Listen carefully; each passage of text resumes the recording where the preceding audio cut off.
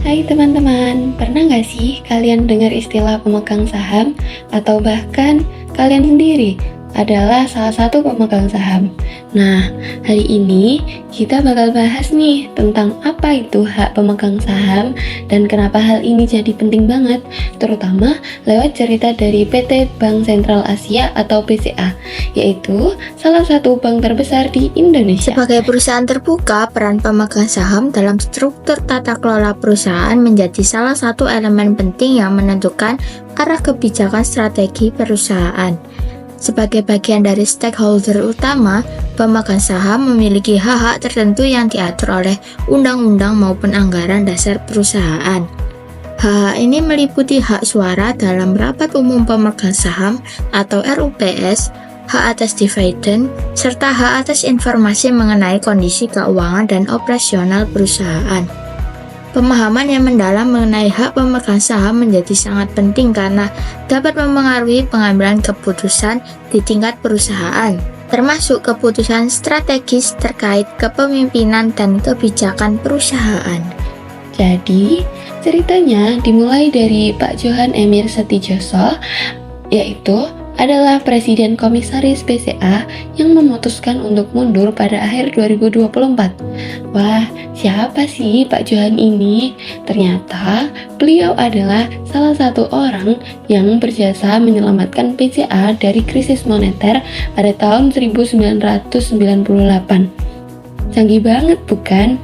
Nah, tapi pas berita pengunduran diri beliau diumumkan, harga saham BCA sempat turun hampir 2%. Loh, kok bisa ya? Nah, ini salah satunya. Karena pengaruh para pemegang saham. Mereka pasti ingin tahu apa yang bakal terjadi selanjutnya di perusahaan. Dalam konteks ini, pengambilan keputusan terkait pengunduran diri seorang pemimpin kunci di perusahaan dapat menjadi perhatian utama bagi para pemegang saham.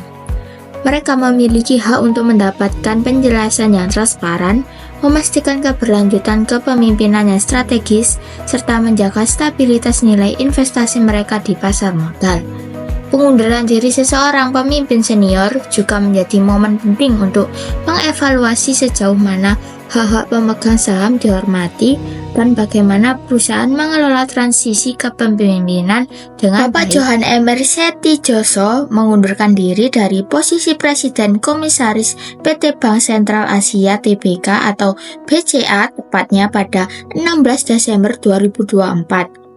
Alasan spesifik di balik pengunduran dirinya tidak diungkap kepada publik. Manajemen BCA menyatakan bahwa pengunduran diri ini tidak memiliki dampak material terhadap kelangsungan usaha perseroan. Selanjutnya, keputusan resmi mengenai pengunduran diri Johan akan dibahas dalam Rapat Umum Pemegang Saham atau RUPS BCA yang dijadwalkan pada tahun 2025. Pak Johan mundur, pemegang saham punya hak buat nentuin penggantinya. Tentu semuanya harus lewat proses yang transparan dan adil. Di sisi lain, BCA juga harus meyakinkan pemegang saham kalau transisi ini nggak akan ganggu stabilitas perusahaan. Oh nah, untungnya BCA dikenal punya tata kelola perusahaan yang oke banget. Mereka rutin kasih laporan, ngajak pemegang saham diskusi, dan bikin keputusan strategis bareng-bareng. Jadinya, kepercayaan investor tetap terjaga. Halo guys, kalian tahu gak sih kalau si pemegang saham itu punya beberapa hak penting yang harus dihormati perusahaan? Nih, aku kasih tahu contohnya. Yang pertama, ada hak suara, di mana si pemegang saham punya hak buat ikut voting di rapat umum, alias si pemegang saham adalah RUPS. Dan misalnya nih, gua nentuin siapa yang jadi direksi ataupun komisaris baru. Yang kedua, ada hak dividen, di mana hak ini yang paling tunggu-tunggu nih teman-teman. Kenapa? Karena si pemegang saham berhak dapat bagian keuntungan perusahaan. Kalaupun kinerjanya bagus ya teman-teman, ya dividennya lebih besar.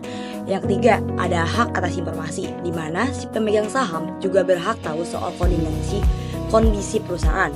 Kalaupun laporan keuangan, rencana bisnis, sampai alasan kenapa pemimpin mereka mundur.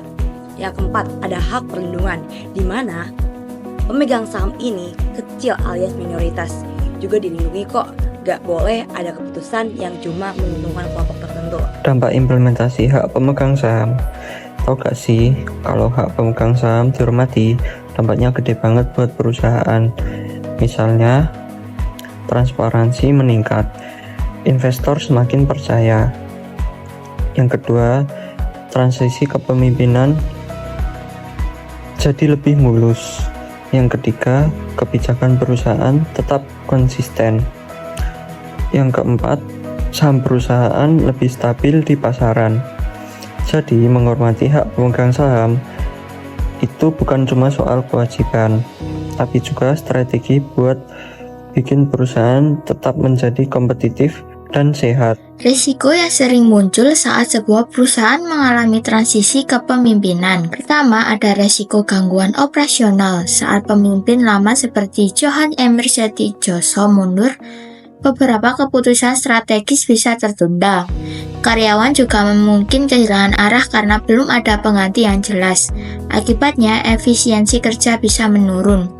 Solusinya, perusahaan bisa membentuk tim transisi atau menunjuk pelaksana tugas sementara, biar operasional tetap berjalan lancar. Selanjutnya, resiko perubahan strategi.